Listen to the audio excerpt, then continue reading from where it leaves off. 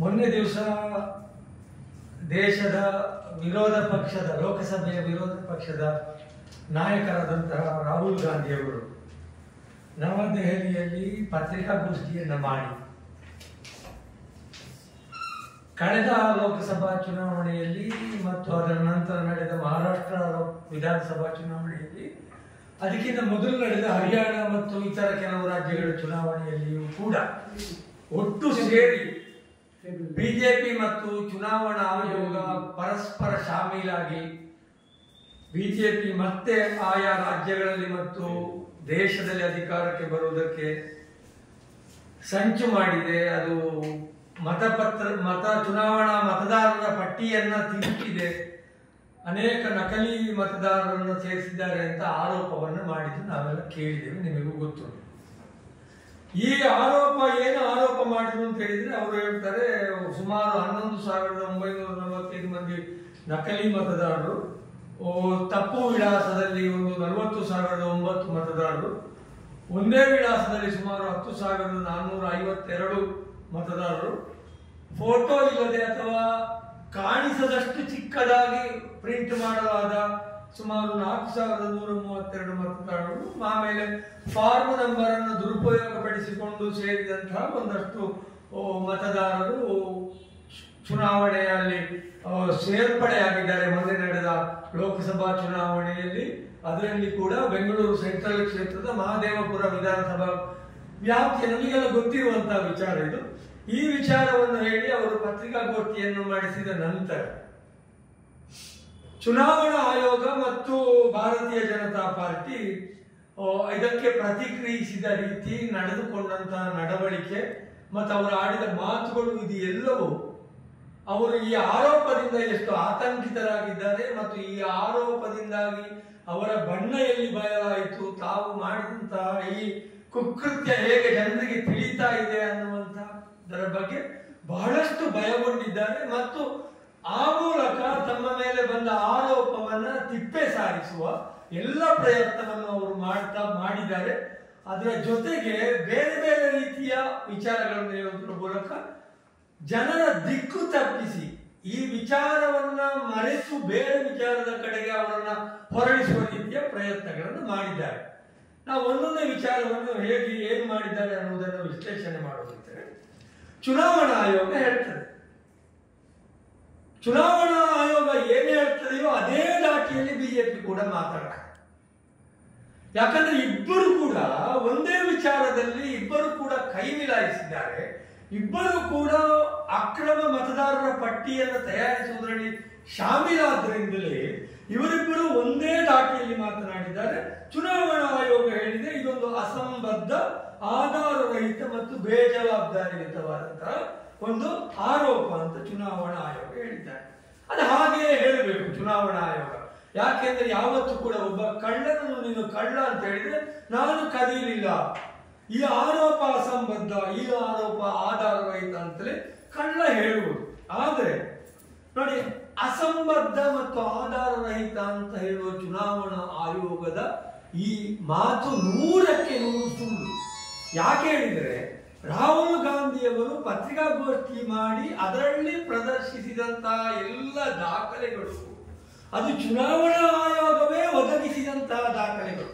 ಅವರು ಏನು ಮತದಾರರ ಪಟ್ಟಿಯನ್ನು ಅಲ್ಲಿ ಪ್ರದರ್ಶನ ಮಾಡಿದ್ದಾರೆ, ಅವರು ಮತದಾರರ ಪಟ್ಟಿಯ ಯಾವ ಡೇಟಾಗಳನ್ನು ಅಲ್ಲಿ ಪ್ರದರ್ಶನ ಮಾಡಿದ್ದಾರೆ ಮತ್ತು ಆ ಮತದಾರರ ಪಟ್ಟಿಯನ್ನು ವಿಶ್ಲೇಷಿಸಿ ಯಾವ ಯಾವ ವಿಚಾರಗಳಲ್ಲಿ ಎಷ್ಟೆಷ್ಟು ನಕಲಿ ಓಟುಗಳು ಆಗಿದೆ ಅಂತ ಹೇಳಿದ್ದಾರೆಯೋ ಅದಕ್ಕೆ ಬೇಕಾದ ಎಲ್ಲ ದಾಖಲೆಗಳನ್ನು ಕೊಟ್ಟದ್ದು ಚುನಾವಣಾ ಆಯೋಗವೇ. ಹಾಗಿರುವಾಗ ಇದನ್ನು ಆಧಾರರಹಿತ ಮತ್ತು ಅಸಂಬದ್ಧ ಅಂತ ಅವರು ಹೇಳುವುದಾದ್ರೂ ಹೇಗೆ? ಇದು ಮೊದಲನೇ ಪ್ರಶ್ನೆ. ಎರಡನೇದು, ಇದನ್ನು ಅವರು ಬೇಜವಾಬ್ದಾರಿಯುತ ಒಂದು ಆರೋಪ ಅಂತ ಹೇಳ್ತಾರೆ. ಹಾಗಿದ್ರೆ ಇವರು ಏನು ಮಾಡಿದ್ರು ಅದನ್ನೆಲ್ಲ ನಾವೆಲ್ಲರೂ ಕಣ್ಣು ಮುಚ್ಚಿ ಸಹಿಸಿಕೊಳ್ಬೇಕಾ? ಒಂದು ಆಡಳಿತ ಪಕ್ಷ ಮತ್ತು ಒಂದು ಚುನಾವಣಾ ಆಯೋಗ ಪರಸ್ಪರ ಶಾಮೀಲಾಗಿ ಒಬ್ಬರಿಗೆ ಒಬ್ಬರು ಅಥವಾ ಆಡಳಿತ ಪಕ್ಷವನ್ನು ಸಮರ್ಥಿಸುವ ಬೆಂಬಲಿಸುವ ಒಂದು ಚುನಾವಣಾ ಮತದಾರರ ಪಟ್ಟಿಯನ್ನು ತಯಾರಿಸ್ತಾರಂತಾದ್ರೆ ಅದನ್ನು ಪ್ರಶ್ನೆ ಮಾಡುವುದು ಅದು ಇಡೀ ದೇಶದ ಹಕ್ಕದು, ಎಲ್ಲ ಜನರ ಹಕ್ಕು. ಅದರಲ್ಲಿಯೂ ವಿಶೇಷವಾಗಿ ದೇಶದ ಜನರ ಧ್ವನಿಯಾಗಿರುವಂತಹ ವಿರೋಧ ಪಕ್ಷಗಳು, ಅದರಲ್ಲಿಯೂ ವಿರೋಧ ಪಕ್ಷ ಲೋಕಸಭೆಯಲ್ಲಿ ವಿರೋಧ ಪಕ್ಷದ ಅಧಿಕೃತ ನಾಯಕರಾದಂತಹ ರಾಹುಲ್ ಗಾಂಧಿ ಅವರಿಗೆ ಅದು ಜವಾಬ್ದಾರಿಯಾಗಿದೆ. ಅವರು ಅವರ ಪ್ರಶ್ನೆಯನ್ನು ಎತ್ತಿದ್ದಲ್ಲ. ಅವರು ನಮಗೆ ಕಾಂಗ್ರೆಸ್ ಪಕ್ಷಕ್ಕೆ ಅನ್ಯಾಯ ಆಗಿದೆ, ಉಳಿದ ವಿರೋಧ ಪಕ್ಷಗಳಿಗೂ ಅನ್ಯಾಯ ಆಗಿದೆ, ಸತ್ಯ. ಆದರೆ ಈ ವಿಚಾರದಿಂದಾಗಿ ಅನ್ಯಾಯ ಆದದ್ದು ಮೂಲದಲ್ಲಿ ದೇಶದ ಮತದಾರರಿಗೆ, ದೇಶದ ಪ್ರಜಾಪ್ರಭುತ್ವಕ್ಕೆ, ದೇಶದ ಇಡೀ ಚುನಾವಣಾ ವ್ಯವಸ್ಥೆಗೆ ಅಪಚಾರ ಆಗಿದೆ. ಹಾಗಾಗಿ ಇದನ್ನು ಅವರು ಅತ್ಯಂತ ಜವಾಬ್ದಾರಿ ಇರುವ ಕಾರಣದಿಂದಲೇ ಅವರು ಎತ್ತಿದ್ದಾರೆ. ಇನ್ನು ಅವರು ಮತ್ತೆ ಪುನಃ ಇನ್ನೊಂದು ಮಾತು ಹೇಳಿದ್ದಾರೆ ಚುನಾವಣಾ ಆಯೋಗದವರು, ಆಧಾರ ಕೊಡಿ. ಏನು ಆಧಾರ, ಕಿಸೆಯಲ್ಲಿದ್ದ ಆಧಾರ ಕಾರ್ಡ್ ತೋರಿಸಬೇಕು ಅಂತ ಕೇಳ್ತಾ ಇರೋದು ಅವರು. ನೀವು ಕ್ಷಮೆ ಯಾಚಿಸಿ, ಯಾವ ಕಾರಣಕ್ಕಾಗಿ ಕ್ಷಮೆಯನ್ನು ಯಾಚಿಸಬೇಕು? ನೀವು ಏನು ಅಫಿದಾವಿತ್ ಹಾಕಿ, ಹೀಗೆಲ್ಲ ಪ್ರಶ್ನೆಗಳನ್ನು ಚುನಾವಣಾ ಆಯೋಗ ಎತ್ತಿ ಈ ವಿಷಯವನ್ನು ಲೈಟ್ ಮಾಡುವ, ದಿಕ್ಕು ತಪ್ಪಿಸುವ, ರಾಹುಲ್ ಗಾಂಧಿ ಅವರದ್ದೇ ತಪ್ಪು ಅನ್ನುವ ರೀತಿಯಲ್ಲಿ ಅವರು ಮಾತನಾಡಿದ್ದಾರೆ. ಅವರದ್ದೇ ವೋಟರ್ ಲಿಸ್ಟು, ಅವರೇ ಕೊಟ್ಟಂತ ಏನು ಡಾಟಾ, ಅದನ್ನೇ ಉಪಯೋಗಿಸಿದ್ದಾರೆ. ಮತ್ತೆ ಬೇರೆ ಏನು ಆಧಾರ ತರಬೇಕು? ಬೇರೆ ಏನು ತರಲಿಕ್ಕೆ ಆಗ್ತದೆ ಯಾರೇ ಆದರೂ ಕೂಡ? ಕ್ಷಮೆ ಯಾಕೆ ಯಾಚಿಸಬೇಕು? ಕ್ಷಮೆ ಅವರು ಯಾಚಿಸಬೇಕು. ಕೇಂದ್ರ ಸರ್ಕಾರದಲ್ಲಿ ಈಗ ಅಧಿಕಾರದಲ್ಲಿರುವಂತವರು ಏನು ಚುನಾವಣೆಯಲ್ಲಿ ಮತವನ್ನ ಕದ್ದು ಅಧಿಕಾರಕ್ಕೆ ಬಂದಿದ್ದಾರೆಯೋ ಅವರು ಕ್ಷಮೆ ಯಾಚಿಸಬೇಕು. ಮತ್ತು ಈ ಮತ ಕಳ್ಳತನಕ್ಕೆ ಸಹಕಾರ ನೀಡಿದಂತಹ ಚುನಾವಣಾ ಆಯೋಗ ಕ್ಷಮೆಯನ್ನು ಕೇಳಬೇಕಲ್ಲದೆ ರಾಹುಲ್ ಗಾಂಧಿ ಅವರು ಯಾಕಾಗಿ ಕ್ಷಮೆಯನ್ನು ಕೇಳಬೇಕು? ಇದೊಂದು ಅತ್ಯಂತ ಉದ್ದಡತನದ ಮತ್ತು ಅತ್ಯಂತ ನಾಚಿಕೆಗೇಡಿನ ವಿಷಯ. ಚುನಾವಣಾ ಆಯೋಗ ಹೀಗೆ ಮಾತನಾಡುತ್ತದೆ ಅಂತ. ಇನ್ನು ಬಿಜೆಪಿ ಕೂಡ ಒದ್ದಾಡಿ ರಾಹುಲ್ ಗಾಂಧಿ ಅವರು ಚುನಾವಣಾ ಆಯೋಗದ ಮೇಲೆ ಅಟ್ಯಾಕ್ ಮಾಡಿದ್ದಾರೆ ನೋಡಿ. ಪೆಟ್ಟು ಬಿದ್ದದ್ದು ಅವರಿಗೆ, ನೋವಾದದ್ದು ಇವರಿಗೆ ಅನ್ನುವಂಥ ಸ್ಥಿತಿಯಾಗಿದೆ. ಬಿಜೆಪಿಯವರು ಕೂಡ ಚಡಪಡಿಸಲಿಕ್ಕೆ ಶುರು ಮಾಡಿದ್ದಾರೆ. ಅವರು ಕೂಡ ಇದರಲ್ಲಿ ಚುನಾವಣಾ ಆಯೋಗ ಯಾವ ರೀತಿ ಮಾತನಾಡಿದೆ ಅದೇ ರೀತಿ ಅವರು ಕೂಡ ಹೇಳಿದ್ದಾರೆ. ಏನು ಆಧಾರ ರಹಿತ, ಸೋಲಿನ ಹತಾಶೆ, ಸಾಂವಿಧಾನಿಕ ಸಂಸ್ಥೆಗಳು ದುರ್ಬಲ ಆಗ್ತದೆ ಅಂತ ಹೇಳ್ತಾರೆ. ಸಾಂವಿಧಾನಿಕ ಸಂಸ್ಥೆ ದುರ್ಬಲ ಆಗಿದೆ ಅಂತಲೇ ಈ ಪ್ರಶ್ನೆಯನ್ನು ಎತ್ತಿದ್ದು. ಚುನಾವಣಾ ಆಯೋಗ ದುರ್ಬಲ ಆಗಿದೆ, ಚುನಾವಣಾ ಆಯೋಗ ಇದರಲ್ಲಿ ಏನು ಅವ್ಯವಹಾರದಲ್ಲಿ ಭಾಗಿಯಾಗಿದೆ ಅಂತಲೇ ಪ್ರಶ್ನೆಯನ್ನು ಎತ್ತಿ ಚುನಾವಣಾ ಆಯೋಗವನ್ನು ಸದೃಢಗೊಳಿಸುವಂತಹ ಪ್ರಯತ್ನದ ಭಾಗವಾಗಿ ಈ ಪ್ರಶ್ನೆಯನ್ನು ಎತ್ತಿದ್ದಾರಲ್ಲದೆ ಅದನ್ನು ದುರ್ಬಲಗೊಳಿಸುವುದಕ್ಕೋಸ್ಕರ ಅಲ್ಲ. ದುರ್ಬಲ ಆದದ್ದು ಸರಿಯಾಗಬೇಕಾದ್ರೆ ಏನಾಗಬೇಕು, ಅದರಲ್ಲಿ ಏನು ತಪ್ಪಾಗಿದೆ, ಎಲ್ಲಿ ತಪ್ಪಾಗಿದೆ ಅನ್ನುವುದನ್ನು ತಿಳಿದು ಅದನ್ನು ಸರಿಪಡಿಸಿ ಅದನ್ನು ಸಬಲಗೊಳಿಸಬೇಕಾದಂತಹ ಕೆಲಸ ಆಗಬೇಕು. ಹಾಗಿದ್ದರೆ ಬಿಜೆಪಿಯವರು ಈಗ ಮತ್ತು ಚುನಾವಣಾ ಆಯೋಗದವರು ಹೀಗೆಲ್ಲ ಹೇಳ್ತಾರೆ ಅಂತ ಆದರೆ ಮೊನ್ನಿನ ದಿವಸ ರಾಹುಲ್ ಗಾಂಧಿಯವರು ಪ್ರದರ್ಶನ ಮಾಡಿದಂತಹ ಮತದಾರರ ಪಟ್ಟಿ ಸುಳ್ಳ, ಅದನ್ನು ಅವರು ಹೇಳಬೇಕು. ಅಥವಾ ಅವರು ಒಂದು ಇಬ್ಬರು ವ್ಯಕ್ತಿಗಳನ್ನು ಉದಾಹರಣೆಯನ್ನಾಗಿ ಕೊಟ್ಟಿದ್ದಾರೆ. ಈ ವ್ಯಕ್ತಿಗಳು ದೇಶದ ಬೇರೆ ಬೇರೆ ಭಾಗಗಳಲ್ಲಿ ಬೇರೆ ಬೇರೆ ಬೂತುಗಳಲ್ಲಿ ಇವರಿಗೆ ಮತದಾನ ಇದೆ, ಮತದಾನದ ಹಕ್ಕು ಮತಪಟ್ಟಿಯಲ್ಲಿ ಇದೆ ಅಂತ ಕೊಟ್ಟಿದ್ದಾರೆ.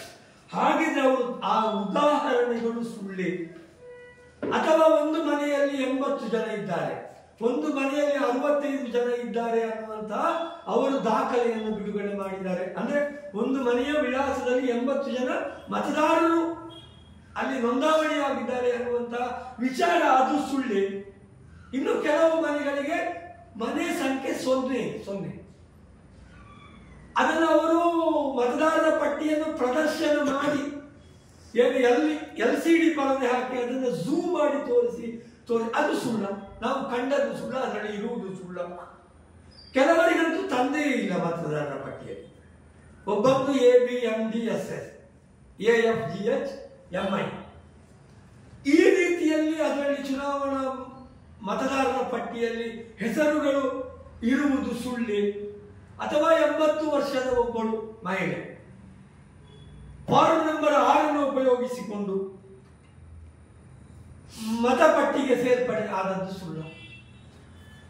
ಅಥವಾ ಮೊನ್ನೆ ನಡೆದ ಮಹಾರಾಷ್ಟ್ರ ಚುನಾವಣೆಯಲ್ಲಿ 5 ವರ್ಷದ ಒಟ್ಟು ಅವಧಿಯಲ್ಲಿ ಒಂದು ವಿಧಾನಸಭಾ ಚುನಾವಣೆಯಿಂದ ಇನ್ನೊಂದು ವಿಧಾನಸಭಾ ಚುನಾವಣೆಯ 5 ವರ್ಷಗಳ ಅವಧಿಯಲ್ಲಿ 32 ಲಕ್ಷ ಮತಗಳು ಸೇರ್ಪಡೆ ಆಗಿರ್ತದೆ ಒಟ್ಟು ರಾಜ್ಯದಲ್ಲಿ 32 ಲಕ್ಷ. ಆದರೆ 6 ತಿಂಗಳ ಅವಧಿ ಅಂದ್ರೆ ವಿಧಾನಸಭಾ ಚುನಾವಣೆಯಿಂದ ಲೋಕಸಭಾ ಚುನಾವಣೆಯ ನಡುವಿನ 6 ತಿಂಗಳ ಅವಧಿಯಲ್ಲಿ 48 ಲಕ್ಷ ಮತಗಳು ಸೇರ್ಪಡೆ ಆದದ್ದು ಸುಳ್ಳ. ಈಗ ಇವರು ಇದನ್ನೆಲ್ಲ ಸುಳ್ಳು ಅಂತ ಹೇಳ್ಬೇಕಲ್ಲ. ಇವರು ಯಾವುದನ್ನು ಹೇಳುವುದಿಲ್ಲ, ಇವರು ಏನು ಹೇಳ್ತಾರೆ ಹೇಳ್ತಾರೆ, ಬಿಜೆಪಿ ಅವರು ಏನ್ ಹೇಳ್ತಾರೆ, ನೀವು ಚುನಾವಣಾ ಆಯೋಗಕ್ಕೆ ದೂರು ಕೊಡಿ. ಒಳ್ಳೆ ಕತೆ. ಒಬ್ಬರು ಕದ್ದಿದ್ದಾರೆ ಅಂತ ಆದ್ರೆ ಆ ಕಳ್ಳನ ಮೇಲೆ ಅದೇ ಕಳ್ಳನಿಗೆ ದೂರು ಕೊಡ್ಲಿಕ್ಕೆ ಆಗ್ತದೆ. ಈಗ ಮತಗಣತನವನ್ನು ಮಾಡಿದವರು ಯಾರು? ಬಿಜೆಪಿ ಮತ್ತು ಚುನಾವಣಾ ಆಯೋಗ ಶಾಮೀಲಾಗಿ ಮತಗಣತನವನ್ನು ಮಾಡಿದೆ ಅನ್ನೋದು ರಾಹುಲ್ ಗಾಂಧಿ ಅವರ ಆರೋಪ. ಈ ಆರೋಪಕ್ಕೆ ದೂರು ಯಾರಿಗೆ ಕೊಡಬೇಕಾಗಿದ್ರೆ? ಕಳ್ಳನಿಗೆ ದೂರು ಕೊಡುವುದಾಗಿದ್ರೆ ಕಳ್ಳನಿಗೆ ದೂರು ಕೊಡಿ ಅಂತ ಹೇಳುವ ಇವರು ಏನಿದೆ ಅರ್ಥ ಏನು? ಇದು ಜನರನ್ನು ತಪ್ಪು ದಾರಿಗೆ ಎಳೆಯುವ ಕೆಲಸ ಅಲ್ಲದೆ ಬೇರೆ ಏನೂ ಅಲ್ಲ. ಯಾರು ತನಿಖೆ ಮಾಡಬೇಕು? 100ಕ್ಕೆ 100ರಷ್ಟು ಈಗ ನಂಬಿಕೆ ಎಲ್ಲರ ಮೇಲೆ ಹೋಗುವ ಹಂತದಲ್ಲಿದೆ. ಸಿಬಿಐ ನಮಗೆ ಗೊತ್ತುಂಟು ಹೇಗೆ ದುರುಪಯೋಗ ಆಗ್ತಾ ಇದೆ, ಇಡಿ ಹೇಗೆ ದುರುಪಯೋಗ ಆಗ್ತಾ ಇದೆ, ಚುನಾವಣಾ ಆಯೋಗ ಹೇಗೆ ದುರುಪಯೋಗ ಆಯಿತು ಅಂದ್ರೆ ಯಾವ ಸಂಸ್ಥೆಯನ್ನು ನಂಬಬೇಕು? ಸ್ವತಂತ್ರವಾಗಿ ತನಿಖೆ ಮಾಡಬಲ್ಲ 100ಕ್ಕೆ 100ರಷ್ಟು ಶುದ್ಧ ಅರ್ಥವಾಗಿರುವಂತಹ ತನಿಖೆ ನಡೆದರೆ ಮಾತ್ರ ಇದನ್ನು ನಮಗೆ ಹೊರಗೆ ಇಡಲಿಕ್ಕೆ ಸಾಧ್ಯ ಇದೆ. ಹಾಗಾಗಿ ಯಾರಿಗೆ ದೂರು ಕೊಡಬೇಕು ಅನ್ನುವುದನ್ನು ದೂರುದಾರರು ತೀರ್ಮಾನ ಮಾಡಬೇಕು. ಯಾವಾಗ ದೂರು ಕೊಡಬೇಕು ಅನ್ನುವುದನ್ನು ಕೂಡ ದೂರುದಾರರೇ ತೀರ್ಮಾನ ಮಾಡಬೇಕು. ಈಗ ಮೊದಲ ಹಂತದಲ್ಲಿ ಇದೆ ವಿಚಾರವನ್ನು ಜನರ ಮುಂದೆ ಇಟ್ಟಿದೆ. ಚುನಾವಣಾ ಆಯೋಗವಾಗಲಿ ಅಥವಾ ಬಿಜೆಪಿ ಆಗಲಿ ಇದನ್ನು ಅಷ್ಟು ಸುಲಭದಲ್ಲಿ ತಳ್ಳಿ ಹಾಕಲಿಕ್ಕೆ ಆಗುವುದಿಲ್ಲ. ಇನ್ನು ನೋಡಿ, ಕೆಲವರು ಫ್ಯಾಕ್ಟ್ ಚೆಕ್ ಮಾಡಿದ್ದಾರೆ, ಬಿಜೆಪಿ ಅವರು ಫ್ಯಾಕ್ಟ್ ಚೆಕ್ ಮಾಡಿದ್ದಾರೆ, ಕೆಲವು ಪತ್ರಿಕೆಗಳು ಕೂಡ ಫ್ಯಾಕ್ಟ್ ಚೆಕ್ ಮಾಡಿದೆ. ನೋಡು ಏನು ಫ್ಯಾಕ್ಟ್ ಚೆಕ್ ಮಾಡಿದ್ದಾರೆ ನೋಡಿ. 11,965 ನಕಲಿ ಮತದಾರರು ಇದ್ದಾರೆ ಅನ್ನುವುದು ಆರೋಪ. ಅದರಲ್ಲಿ ಒಬ್ಬನ ಹೆಸರು ಗುರುಕಿರತ್ ಸಿಂಗ್ ಡೆಂಗ್. ಇವನ ಎಲ್ಲ ವಿವರಗಳನ್ನು ಕೂಡ ರಾಹುಲ್ ಗಾಂಧಿ ಅವರು ಪತ್ರಿಕಾಗೋಷ್ಠಿಯಲ್ಲಿ ಕೊಟ್ಟಿದ್ದಾರೆ. ಇನ್ನೊಬ್ಬರು ಆದಿತ್ಯ ಶ್ರೀವಾಸ್ತವ ಅಂತ ಹೇಳುವ, ಇವರಿಗೆ ಮುಂಬೈಯಲ್ಲಿ ಓಟ್ ಇದೆ, ಲಕ್ನೋದಲ್ಲಿ ಓಟ್ ಇದೆ, ವಾರಣಾಸಿಯಲ್ಲಿ ಓಟ್ ಇದೆ, ಬೆಂಗಳೂರಿನಲ್ಲಿ ಓಟ್ ಇದೆ. ಅವರಿಗೆ ಕೂಡ ಗುರುಕಿರತ್ ಸಿಂಗ್ಗೆ ಕೂಡ ಬೇರೆ ಬೇರೆ ಜಾಗಗಳಲ್ಲಿ ಓಟ್ ಇದೆ. ಇದನ್ನು ಫ್ಯಾಕ್ಟ್ ಚೆಕ್ ಮಾಡಬೇಕು. ಯಾರು ಫ್ಯಾಕ್ಟ್ ಚೆಕ್ ಮಾಡಿದ್ದಾರೆ? ಇದನ್ನು ಮೊದಲಿಗೆ ಅರವಿಂದ ಲಿಂಬಾವಳಿ ಅವರೇ, ಬಿಜೆಪಿ ನಾಯಕರಾದ ಅವರೇ ಪ್ರೆಸ್ ಮೀಟ್ ಮಾಡಿ ಹೇಳ್ತಾರೆ, ನಾನು ಫ್ಯಾಕ್ಟ್ ಚೆಕ್ ಮಾಡಿದ್ದೇನೆ. ಅವರೇನು ಹೇಳ್ತಾರೆ? ಅವರು ಹೇಳ್ತಾರೆ, ಹೌದು, ಗುರುಕಿರತ್ ಸಿಂಗ್ ಡೆಂಗಿಗೆ ಮುಂಬೈಯಲ್ಲಿ ಓಟ್ ಉಂಟು, ವಾರಣಾಸಿಯಲ್ಲಿ ಓಟ್ ಉಂಟು, ಲಕ್ನೋನ ಮತಪಟ್ಟಿಯಲ್ಲಿ ಓಟ್ ಉಂಟು, ಬೆಂಗಳೂರಿನ ಮತಪಟ್ಟಿಯಲ್ಲಿ ಓಟ್ ಇದೆ ಅನ್ನುವುದನ್ನು ಅವರು ಕೂಡ ಒಪ್ಪಿಕೊಳ್ತಾರೆ. ಒಪ್ಪಿಕೊಳ್ಳುವಾಗ ಅವರೇನು ಹೇಳ್ತಾರೆ, ಅವನಿಗೆ MBA ಆಗಿತ್ತು, ಅವನು ಮುಂಬೈಯಲ್ಲಿ ಕೆಲಸದಲ್ಲಿದ್ದ, ಅಲ್ಲಿ ವೋಟರ್ ಲಿಸ್ಟ್ಗೆ ಹೆಸರು ಬಿತ್ತು, ಆಮೇಲೆ ಅವ ವಾರಣಾಸಿಗೆ ಹೋದ, ಅಲ್ಲಿ ವೋಟರ್ ಲಿಸ್ಟ್ಗೆ ಹೆಸರು ಬಿತ್ತು, ಆಮೇಲೆ ಅವ ಲಕ್ನೋಗೆ ಹೋದ, ಅಲ್ಲಿ ವೋಟರ್ ಲಿಸ್ಟ್ ಅಲ್ಲಿ ಹೆಸರು ಬಂತು, ಬೆಂಗಳೂರಿಗೆ ಬೆಂಗಳೂರಿನಲ್ಲಿ ವೋಟರ್ ಲಿಸ್ಟ್ ಅಲ್ಲಿ ಹೆಸರು ಬಂತು. ತಪ್ಪೇನು? 5 ಕಡೆ 4 ಕಡೆ ವೋಟರ್ ಲಿಸ್ಟ್ ಅಲ್ಲಿ ಹೆಸರಿದ್ರೆ ನೋಡಿ ಎಷ್ಟು ಸುಲಭದಲ್ಲಿ ಜನರ ಕಣ್ಣಿಗೆ ಮಣ್ಣನ್ನು ರಚಿತಾರೆ, ಭಂಗ ಮಾಡ್ತಾರೆ ಅಂತ ಹೇಳಿದ್ರೆ, ಒಂದು ಬೂತಿನ ಮತದಾರರ ಪಟ್ಟಿಯಲ್ಲಿ ಇರುವಂತಹ ಹೆಸರನ್ನ ಇನ್ನೊಂದು ಬೂತಿನ ಮತದಾರರ ಪಟ್ಟಿಗೆ ಅವನು ಮೈಗ್ರೇಟ್ ಆಗಬೇಕಾದ್ರೆ ಇಲ್ಲಿ ಅದು ಡಿಲೀಟ್ ಆಗಬೇಕು. ಇದು ಡಿಲೀಟ್ ಆದ ನಂತರ ಒಂದು ಬೂತಿಂದ ಇನ್ನೊಂದು ಬೂತಿಗೆ ಮತ ಪಯಣಿಸ್ತದೆ. ಅದು ಹೋಗ್ತು, ಅಲ್ಲಿ ಹೋಗಿ ಅಲ್ಲಿಯೂ ಇಲ್ಲಿ ಹೋಗಿ ಇಲ್ಲಿಯೂ ಇಡ್ಲಿಕ್ಕೆ ಎಂಥದ್ದು ಸಂತೆಯಲ್ಲಿ ಮಾರುಕಟ್ಟೆ ಅದು ಎಂಥದ್ದು ಬೆಕ್ಕು ಮರಿ ಇಟ್ಟು ಒಂದು ದಿವಸಕ್ಕೆ ಒಂದು ಕಡೆಯಲ್ಲಿ ಮರಿಯನ್ನು ತಗೊಂಡೋಗಿ ಇಟ್ಟಾಗೆ ದಿನಕ್ಕೊಂದು ಬೂತಿನಲ್ಲಿ ಒಬ್ಬರಿಗೆ ಹೆಸರು ಸೇರಿಸ್ಲಿಕ್ಕೆ ಆಗ್ತದ? ಏನು ಚುನಾವಣಾ ಆಯೋಗದಲ್ಲಿ ಏನು ಇಲ್ವಾ? ಅದಕ್ಕೆ ವ್ಯವಸ್ಥೆ ಇಲ್ವಾ? ಒಂದು ಕಡೆ ಡಿಲೀಟ್ ಆಗಬೇಕು, ಇನ್ನೊಂದು ಕಡೆ ಸೇರ್ಪಡೆ ಆಗಬೇಕು. ಡಿಲೀಟ್ ಆದ ಫಾರ್ಮ್ ಅನ್ನು ತಗೊಂಡೋಗಿ ಅಲ್ಲಿ ಸಬ್ಮಿಟ್ ಮಾಡಬೇಕು, ಅಥವಾ ಅಲ್ಲಿ ಸೇರ್ಪಡೆ ಆಗುವಾಗ ಇವತ್ತು ತಂತ್ರಜ್ಞಾನ ಎಷ್ಟು ಬೆಳೆದಿದೆ, ಆಟೋಮೆಟಿಕ್ ಆಗಿ ಇಲ್ಲಿ ಡಿಲೀಟ್ ಆಗ್ತದೆ. ನಾನು ಕೂಡ ನಾನು ವಾಸ್ತವ್ಯವನ್ನು ಬದಲಾವಣೆ ಮಾಡಿದ್ದೇನೆ. ನಾನು ಮೊದಲು ಕೊಡ್ತಿಗೆ ಗ್ರಾಮದಲ್ಲಿ ವಾಸ ಮಾಡ್ತಾ ಇದ್ದೆ. ಕಳೆದ 1 ವರ್ಷದ ಈಚೆಗೆ ನಾನು ಪುತ್ತೂರಿನಲ್ಲಿ ವಾಸ ಮಾಡ್ತಾ ಇದ್ದೇನೆ. ನಾನು ಕೂಡ ಇಲ್ಲಿಂದ ಕೊಡ್ತಿಗೆಯ ನನ್ನ ಬೂತಿನಿಂದ ನೆಲ್ಲಿಕಟ್ಟೆಯ ಬೂತಿಗೆ ನನ್ನ ಹೆಸರನ್ನು ಬದಲಾಯಿಸಿದ್ದೇನೆ. ಈಗ ನೀವು ಹೋಗಿ ಹುಡುಕಬೇಕು. ಕೊಡ್ತಿಗೆಯ 220ನೇ ಬೂತ್ ಸಂಖ್ಯೆಯಲ್ಲಿ ಆ ಮತದಾರರ ಪಟ್ಟಿಯಲ್ಲಿ ನನ್ನ ಹೆಸರಿದೆಯಾ ಅಂತ ಇಲ್ಲ, ಅಲ್ಲಿ ಡಿಲೀಟ್ ಆಗಿದೆ. ಡಿಲೀಟ್ ಆಗ್ತದೆ.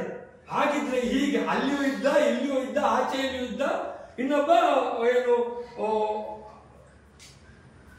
ಅರವಿಂದ ಶ್ರೀವಾಸ್ತವ, ಅವನ ಬಗ್ಗೆ ಇದೇ ಕಥೆ ಹೇಳ್ತಾರೆ. ಅವ ಅಲ್ಲಿದ್ದ, ಇಲ್ಲಿದ್ದ, ಬೆಂಗಳೂರಿಗೆ ಮನೆ ಬಂದು ವಾಸ್ತವ್ಯ ಬದಲಾವಣೆ ಮಾಡಿದ್ರೆ ಆ ಬೂತಲ್ಲಿ ಉಂಟು, ಈ ಬೂತ್ ಎಲ್ಲ ಇವರಿಗೆ ಬೇಕಾದ್ರೆಲ್ಲ ಬೂತಲ್ಲಿ ಇವರು ಓಟನ್ನು ಇಟ್ಟುಕೊಂಡು ಬದಲಾಯಿಸುವುದಾದ್ರೆ ಅದು ಕೂಡ ತಪ್ಪಲ್ಲ.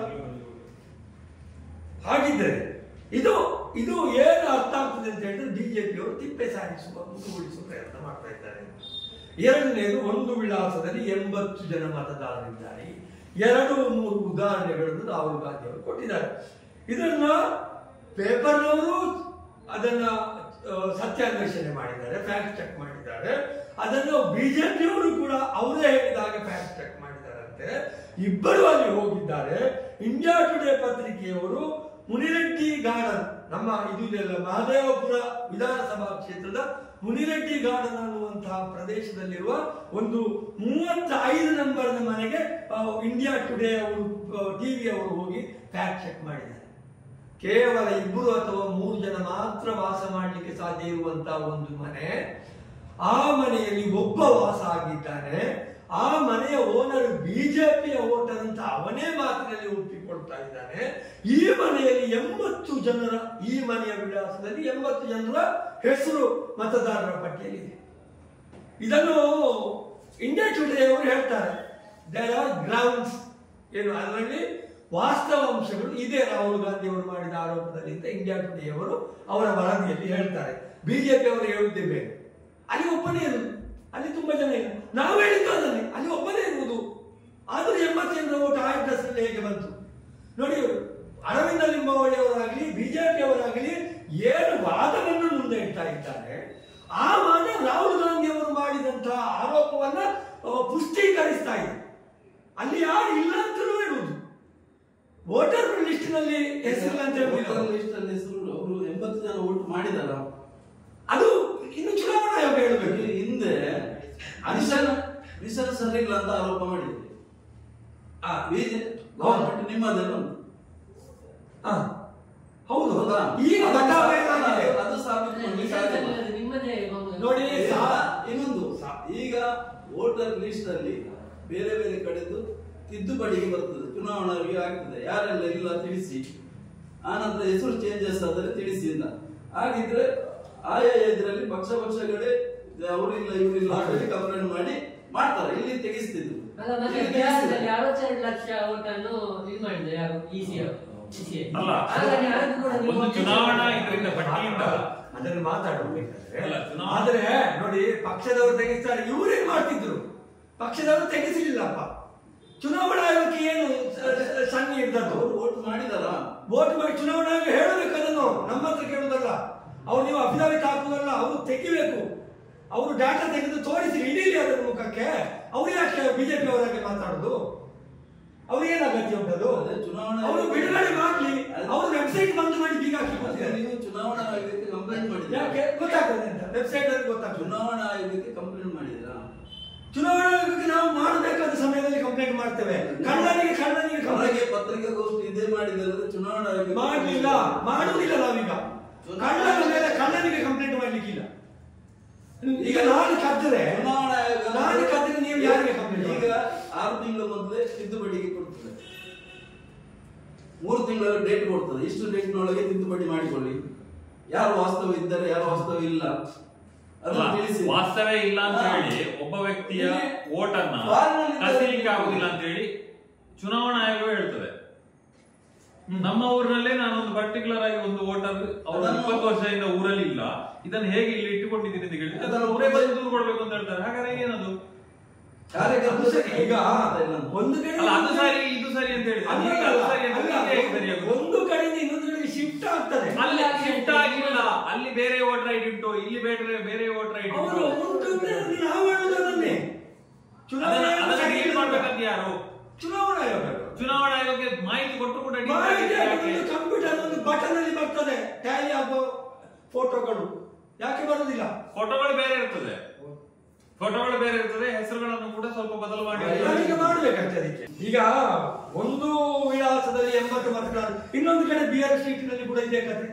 ಬಿಆರ್ ಸ್ಟ್ರೀಟ್ ನಲ್ಲಿ ಹೋಗಿ ಪತ್ರಕರ್ತರು ಅಲ್ಲಿ ತನಿಖೆ ಮಾಡ್ತಾರೆ, ಅಲ್ಲಿ ಮನೆಗಳೇ ಇಲ್ಲ, ಅಲ್ಲಿ 35 ವೋಟ್ ಉಂಟು ಬಿಆರ್ ಸ್ಟ್ರೀಟ್ ಅಡ್ರೆಸ್ ಅಲ್ಲಿ. ಇದೇಗೆ ಬರ್ತದೆ? ಅದಾದ್ರೆ ಅದು ಕಮರ್ಷಿಯಲ್ ಕಾಂಪ್ಲೆಕ್ಸ್. ಅದು ಕಮರ್ಷಿಯಲ್ ಕಾಂಪ್ಲೆಕ್ಸ್ ಅಲ್ಲಿ ಯಾರಾದ್ರೂ ಮನೆ ಮಾಡಿರ್ತಾರ ನೋಡಿ. ಶುಕನ್ ರಾಣಿ ಅಂತ, ಅವರಿಗೆ 80 ವರ್ಷ ವಯಸ್ಸು. ಅವರು ಫಾರ್ಮ್ ನಂಬರ್ 6 ಅಲ್ಲಿ ಹೇಗೆ ಚುನಾವಣೆ ಮತಪಟ್ಟಿಗೆ ಸೇರ್ತಾರೆ? ಒಂದು ಬೂತ್ ಅಲ್ಲಿ ಒಂದು ಪಕ್ಷದವರು ಎಲ್ಲ ಗುಪ್ತ ಇದ್ದವರನ್ನು ಕೂತ್ಕೊಳಿಸ್ತಾರೆ.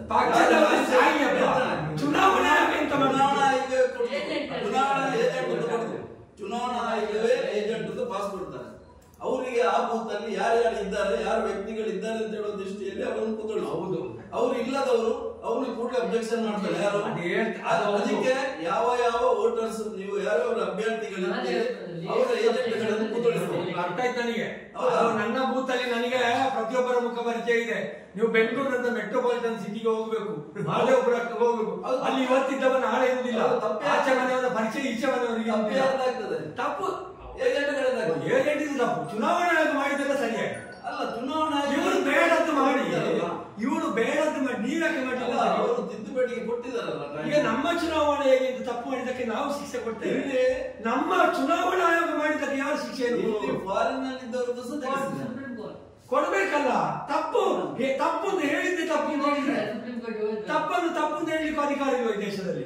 ಇದು ಸರ್ವಾಧಿಕಾರ ಅಲ್ವ? ಇನ್ನು ಯಾಕೆ ಇದೆಲ್ಲ ಆಗ್ತಾ ಇದೆ ಅಂತ ನನಗೆ ಗೊತ್ತುಂಟು. ನೋಡಿ, ತಂದೆ ಹೆಸರು FGHD, ಮನೆ ಸಂಖ್ಯೆ 0. ಇದೆಲ್ಲ ಯಾಕೆ ಆಗ್ತದೆ? ಚುನಾವಣೆ ಆಯೋಗ ಯಾಕೆ ನಿಷ್ಪಕ್ಷಪಾತವಾಗಿ ವರ್ತನೆ ಮಾಡ್ತಾ ಇಲ್ಲ ಅನ್ನೋದು ಒಂದು ಪ್ರಶ್ನೆ.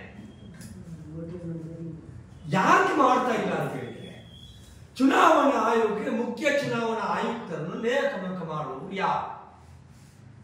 ಇದು ಒಂದು ಮೂಲಭೂತವಾಗಿ ಬದಲಾವಣೆ ಆಗಬೇಕಾದದ್ದು. ಇಲ್ಲಿ ಮೊದಲ ಒಂದು ವ್ಯವಸ್ಥೆ ಇತ್ತು. ಚುನಾವಣಾ ಆಯೋಗಕ್ಕೆ ಚುನಾವಣಾ ಆಯೋಗದ ಆಯುಕ್ತರನ್ನು, ಮುಖ್ಯ ಆಯುಕ್ತರನ್ನು ಆಯ್ಕೆ ಮಾಡುವ ಸಮಿತಿಯಲ್ಲಿ ಪ್ರಧಾನಮಂತ್ರಿಗಳು ಇದ್ದರು, ಗೃಹ ಮಂತ್ರಿಗಳು ಇದ್ರು, ವಿರೋಧ ಪಕ್ಷದ ನಾಯಕರಿದ್ರು, ಜೊತೆಗೆ ಸುಪ್ರೀಂ ಕೋರ್ಟಿನ ಮುಖ್ಯ ನ್ಯಾಯಾಧೀಶರಿದ್ರು. ಅಂದ್ರೆ ಇಬ್ಬರು ಆಡಳಿತ ಪಕ್ಷದವರು, ಇಬ್ಬರು ಆಡಳಿತ ಪಕ್ಷಕ್ಕೆ ಸೇರದವರಿದ್ರು. ಆಗ ಏನಾಗ್ತಿತ್ತು ಅಂತ ಹೇಳಿದ್ರೆ, ಅಲ್ಲಿ ಒಂದು ನಿಷ್ಪಕ್ಷಪಾತವಾದಂತಹ ವ್ಯಕ್ತಿ, ಯಾವುದೇ ಪಕ್ಷಕ್ಕೆ ಸೇರದ ವ್ಯಕ್ತಿಯನ್ನ, ಯಾವುದೇ ಪಕ್ಷಕ್ಕೆ ವಿಶೇಷ ಒಲವು ಇಲ್ಲದವರನ್ನ ಆಯ್ಕೆ ಮಾಡುವಾಗ ಮಾಡ್ಲಿಕ್ಕೆ ಸಾಧ್ಯ ಆಗ್ತಿತ್ತು. ಸುಪ್ರೀಂ ಕೋರ್ಟ್ ಮತ್ತು ನ್ಯಾಯಾಧೀಶರು, ಮುಖ್ಯ ನ್ಯಾಯಾಧೀಶರು ಮತ್ತು ವಿರೋಧ ಪಕ್ಷದ ನಾಯಕರು ಆಬ್ಜೆಕ್ಷನ್ ಹಾಕಿದ್ರೆ ನೇಮಕಾತಿ ಆಗುವುದಿಲ್ಲ, ಒಮ್ಮತದಲ್ಲಿ ತೀರ್ಮಾನ ಆಗ್ತದೆ. ಆದ್ರೆ ಈ ಮೋದಿ ಸರ್ಕಾರ ಆಡಳಿತಕ್ಕೆ ಬಂದ ನಂತರ ಏನ್ ಮಾಡ್ತದೆ? ಕತ್ತರಿ ಆಗ್ತದೆ. ಸುಪ್ರೀಂ ಕೋರ್ಟಿನ ಮುಖ್ಯ ನ್ಯಾಯಾಧೀಶರನ್ನು ಈ ಆಯ್ಕೆ ಸಮಿತಿಯಿಂದ ಹೊರಗಿಡ್ತದೆ. ಯಾಕೆ ಇಡ್ತದೆ? ಏನು ಸುಪ್ರೀಂ ಕೋರ್ಟಿನ ಮುಖ್ಯ ನ್ಯಾಯಾಧೀಶರು ಈ ಚುನಾವಣಾ ಆಯುಕ್ತರನ್ನು, ಇಲೆಕ್ಷನ್ ಕಮಿಷನ್ ಮುಖ್ಯ ಆಯುಕ್ತರನ್ನು ಆಯ್ಕೆ ಮಾಡುವ ಸಮಿತಿಯಲ್ಲಿದ್ರೆ ಏನು ಇವರಿಗೇನು ಇರಬೇಕಾಗಿದ್ದಲ್ಲ? ಅವರೇನಾದ್ರು ಪಾರ್ಟಿಯ ಸುಪ್ರೀಂ ಕೋರ್ಟ್ನ ಮುಖ್ಯ ನ್ಯಾಯಾಧೀಶರು? ಇವರ ಉದ್ದೇಶ ಏನು ಅಂತ ಹೇಳಿದ್ರೆ, ಇವರ ಉದ್ದೇಶ ಈ ದೇಶದ ಎಲ್ಲ ಸಾಂವಿಧಾನಿಕ ಸಂಸ್ಥೆಗಳನ್ನ ತಮಗೆ ಬೇಕಾದ ಹಾಗೆ ಬಳಸಿಕೊಳ್ಳಬೇಕು, ತಮಗೆ ಬೇಕಾದ ಹಾಗೆ ಬಳಸಿಕೊಂಡು. ಇಡಿ ನೋಡಿದ್ದೇವೆ, CBI ನೋಡಿದ್ದೇವೆ, ಹೇಗೆ ವಿರೋಧ ಪಕ್ಷಗಳಲ್ಲಿ ಮಾತ್ರ ಅವರಿಗೆ ಭ್ರಷ್ಟಾಚಾರ ಕಾಣುವುದು. ಆಡಳಿತ ಪಕ್ಷದ ಬಿಜೆಪಿಗೆ ಸೇರಿದವರಲ್ಲಿ ಅಲ್ಲಿ ಒಂದೇ ಒಂದು ಭ್ರಷ್ಟಾಚಾರ ಅವರ ಕಣ್ಣಿಗೆ ಬೀಳುವುದಿಲ್ಲ. ವಿರೋಧ ಪಕ್ಷಕ್ಕೆ ಸೇರಿದವರು ಇವರ ಬೆದರಿಕೆಗೆ ಬಗ್ಗೆ ಬಿಜೆಪಿಗೆ ಸೇರಿದರೆ ಕೇಸು ಕುಲಾಸು. ಅದೇ ರೀತಿ ಚುನಾವಣಾ ಆಯೋಗವನ್ನು ಕೂಡ ದುರುಪಯೋಗ ಮಾಡಿಕೊಂಡು ಈ ಕೆಲಸವನ್ನ ಮಾಡಿದ್ದಾರೆ. ಇಬ್ಬರು ಕೂಡ ನೀರಿನಿಂದ ತೆಗೆದು ಬಿದ್ದ ಹೊರಗೆ ಬಿದ್ದಂತ ಮೀನಿನ ಹಾಗೆ ಒಟ್ಟು ಏನು ಅಂತ ಹೇಳಿದ್ರೆ, ಇದು ತಕ್ಷಣಕ್ಕೆ ಏನಾಗಬೇಕು ಅಂತ ಹೇಳಿದ್ರೆ, ಇವರ ಬಣ್ಣ ಬಯಲಾಗಿದೆ. ರಾಹುಲ್ ಗಾಂಧಿ ಅವರು ಹೇಳಿದ್ದಾರೆ, ಈ ಪ್ರಧಾನಮಂತ್ರಿಗಳು ವೋಟನ್ನು ಕದ್ದು ಪ್ರಧಾನಿ ಆಗಿದ್ದಾರೆ. ನೈತಿಕತೆ ಅನ್ನುವುದೇನಾದರೂ ಇದ್ರೆ ತಾವು ಈ ಅಕ್ರಮವನ್ನು ನಡೆಸಿ ಏನು ಪ್ರಧಾನಮಂತ್ರಿಯಾಗಿ ಅಲ್ಲಿ ಕೂತು ಅಧಿಕಾರವನ್ನು ನಡೆಸ್ತಾ ಇದ್ದಾರೆ, ಅವರು ರಾಜೀನಾಮೆಯನ್ನು ಕೊಡಬೇಕಾಗ್ತದೆ.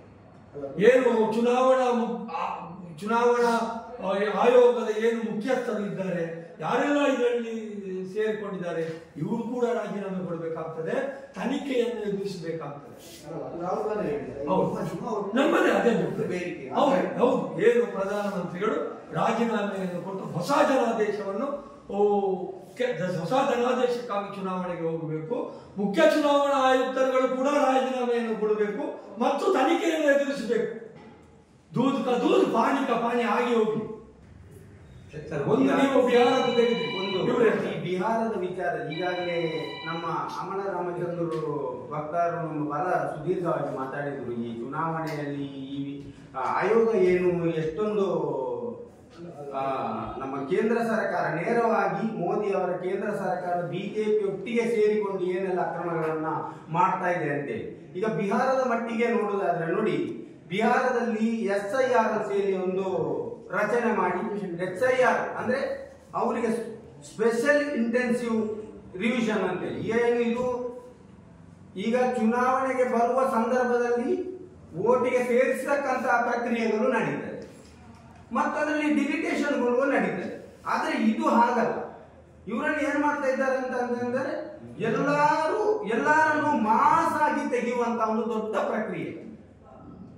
ಇದು ಬಹಳಷ್ಟು ದೊಡ್ಡದಾಗಿ ಈಗ ಶುರುವಾಗಿ ಇನ್ನು 6 ತಿಂಗಳು ಇನ್ನೇನೋ ಏನು ಬಿಹಾರದಲ್ಲಿ ವಿಧಾನಸಭೆ ಚುನಾವಣೆ ನಡೀಲಿಕ್ಕಿದೆ. ಅಲ್ಲಿ ವಿರೋಧ ಪಕ್ಷ ಅಂತ ಇಲ್ವಾ? ಅಲ್ಲಿ ವಿರೋಧ ಪಕ್ಷ ಇದೆ, ಅವರೆಲ್ಲ ನಿಜ ಮಾಡಿದ್ದಾರೆ ನೋಡಿ. ಅಲ್ಲ, ಲೋಕಸಭೆಯಲ್ಲಿ ಹಂಗಾಮ ಆಗುತ್ತಾ ಉಂಟು ನೋಡಿ. SIR ಅಂತೇಳಿ ಇವರು ಮಾಡಿರುವಂತಹದ್ದೇ ದೊಡ್ಡ ಅಕ್ರಮ. ಈಗ ಅವಶ್ಯಕತೆ ಇಲ್ಲದ ವಿಚಾರಗಳನ್ನು ಎತ್ತಿ ಇವರು ಯಾರ ಓಟುಗಳನ್ನ ಇವರು ತೆಗಿಬೇಕಂತೇಳಿ ಹೊರಟಿದ್ದಾರೆ. ಹಾಗಾದ್ರೆ ನೋಡಿ, ಈಗ ಸುಪ್ರೀಂ ಕೋರ್ಟ್ ನ ಹಂತದಲ್ಲಿದೆ, ವಿಚಾರಣೆಯಲ್ಲಿದೆ, ಅದು ತಮ್ಗೆಲ್ಲರಿಗೂ ಗೊತ್ತಿದೆ.